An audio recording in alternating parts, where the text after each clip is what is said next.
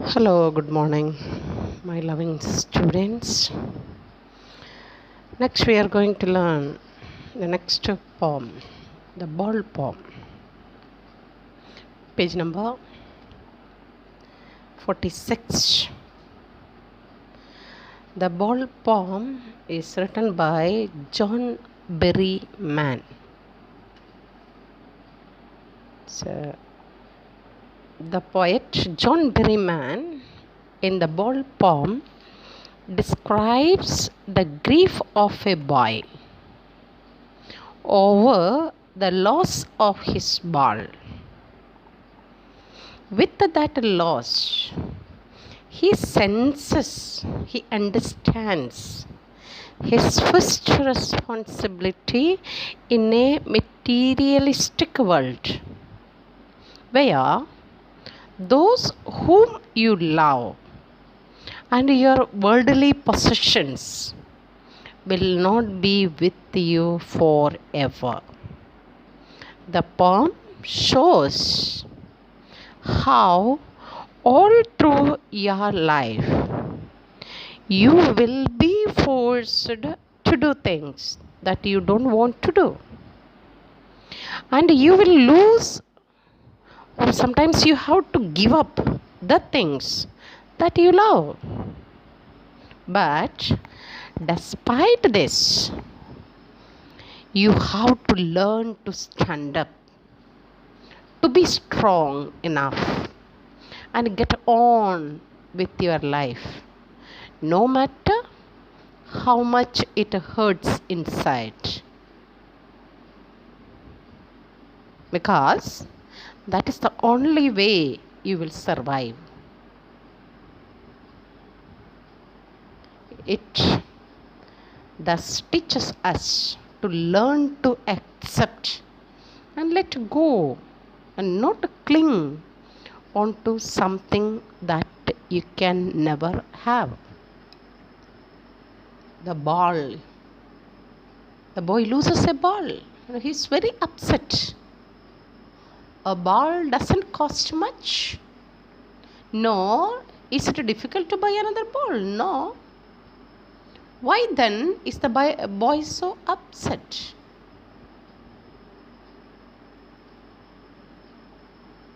Read the poem to see what the poet thinks has been lost. Here the ball means your childhood. The past life is forever, it is lost. It will not come back. The ball symbolically used here. The poet says the boy has to learn from the experience of losing something. Clear? So this poem teaches us a very good lesson. We all come across in our life. We lose so many things, materials or our class relatives. In our life, we have to face this situation. So, the poet says the boy is learning to cope up with the loss of the ball. He learns that there are so many things in life that are lost and cannot be brought back.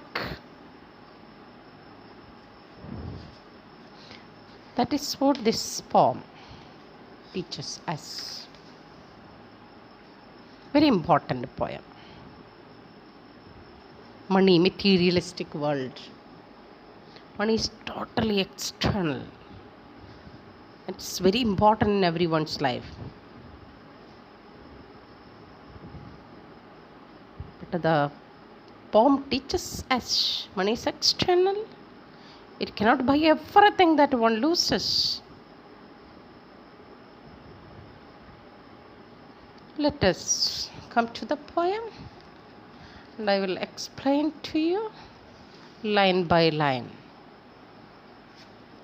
This poem, ball poem, is written by John Berryman. Stanza 1. What is the boy now who has lost his ball. What is he to do? I saw it go merrily bouncing down the street and then merrily over there. It is in the water.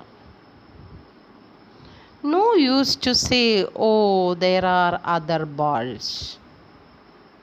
See, very beautifully it's described. What's the boy now who has lost his ball? About a little boy. For the first time in his young life, he is learning what it is like to experience grief at the loss of a much loved possession. That's a ball. It's very cheap. He can buy another ball. As I told you earlier, the ball is here symbolic of the sweet memories of his childhood. The boy loses his ball and watches it bouncing down the street into the water. Merrily bouncing, merrily, happily. Bouncing, rolling over down the street, and then merrily over there it is in the water. Boy watches it very clearly. The boy also. How the ball slips from his hand. It bounces down the street. To us, the loss of a ball is of minor consequence. But to the little boy, it was a valued possession.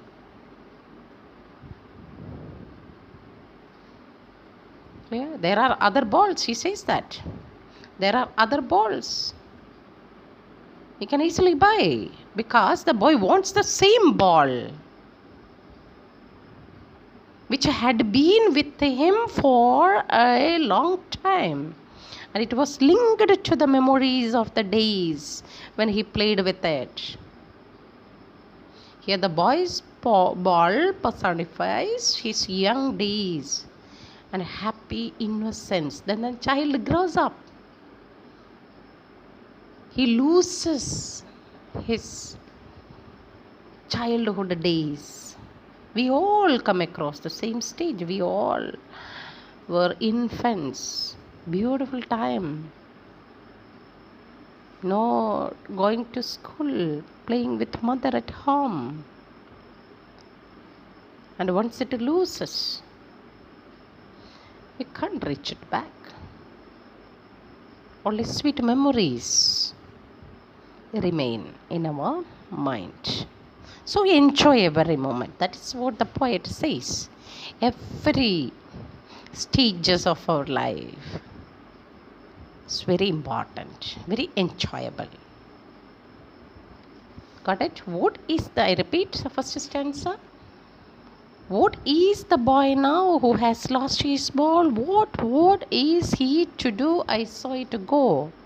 First line, second line begins with what? What? It is in the consecutive lines, a word is repeating. Repetition, what? Alliteration too. And this poem is written in unrhymed scheme. No rhyming scheme. Free verse we call, blank verse.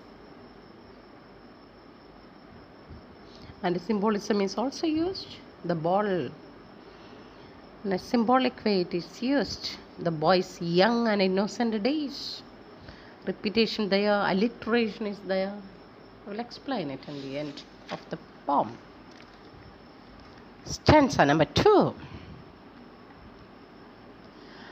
An ultimate shaking grief fixes the boy as he stands rigid, trembling, staring down all his young days into the harbor where his ball went. I would not intrude on him. I means the poet. A dime, another ball is worthless. An ultimate shaking grief fixes the boy. Ultimate, final, shaking grief. Grief means sorrow. Shaking, trembling. Fixes the boy. Overpowers the boy. He was in deep sorrow when he lost his ball. Very much troubled. Plunges into grief. As he stands rigid, here rigid means unmoved, trembling, staring down, looking down very keenly where the ball went. All his young days into the harbor where the ball went. Fell into the harbor. Harbor, a place where ships load and unload things. When his ball bounced and fell into that harbor, he felt his childhood days went from him into the harbor, which is not reachable. All his young days into the harbor where his ball went. His ball went into the harbor. I would not intrude on him. Intruder, I would not interfere on him. Let him understand. Let him realize in this materialistic world, we lose so many things in our lives. I would not intrude on him. A dime, another ball is worthless. A dime, a cheap, another ball is worthless. No need to. It's easy to get another ball, but the same ball with which he was so intimate. So another ball, buying and giving him another ball is worthless. If I go to him and console him, it's worthless, useless. Got it? I explain once again the second stanza. When the young boy loses his ball, it bounces away and lands in the harbor. The boy is very much troubled at the loss of his ball and plunges into grief. It affects him very badly. He stands stiff and trembling while staring at his ball, looking at his ball. He's upset as he looks into the gloomy water because he cannot find the ball. He's very deeply affected by the loss of his ball because it has been with him for a long time. When the ball bounces into the water, all his memories of the childhood days flashes in front of him. This leads to a realization that those moments would not come back just like the ball. Further, the poet doesn't offer him money to buy another ball because that would be worthless. Clear? In our life also we must learn all these things. We have to cope with the loss of many things in our life. That is what the poem teaches us. It's a world of possessions. The world is full of materialistic things.